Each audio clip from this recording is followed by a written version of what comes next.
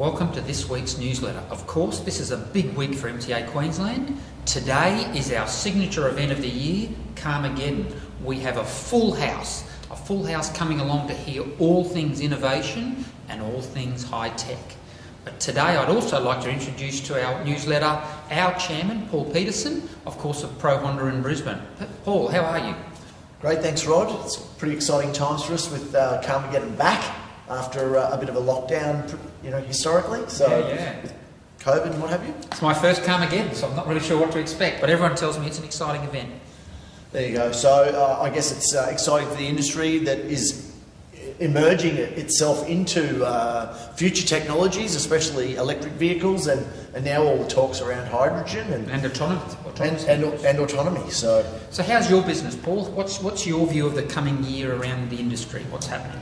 So electric vehicles and training around that is obviously a big thing. Electric vehicles are changing the way that we do business in our service centre. Tell us about that. Our business in particular has an Australia Post contract, and they are transitioning from petrol-powered motorcycles into electric vehicles.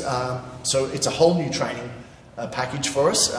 What our staff do, and certainly.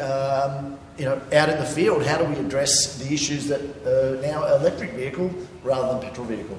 And that's a really strong signal for the changing nature of our industry. This change is not just another incremental change, this is a substantive shift around servicing and supporting vehicles. Electric vehicles will be a paramount shift for our industry, almost a revolutionary impact. Paul's mentioned the importance of skills. I guess it also changes, Paul, the types of worker you're trying to recruit.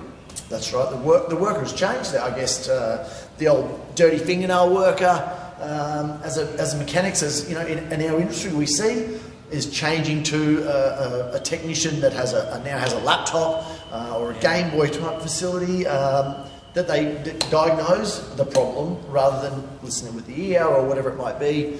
It's completely different. Yeah. So Paul, your business, obviously you're in motorcycles and electric vehicles as well, but you're also into power equipment. Tell us about how that works together. So power equipment fits with motorcycles hand in hand along the lines of they're both historically petrol based, but we have a huge change in power equipment to both automation and to battery.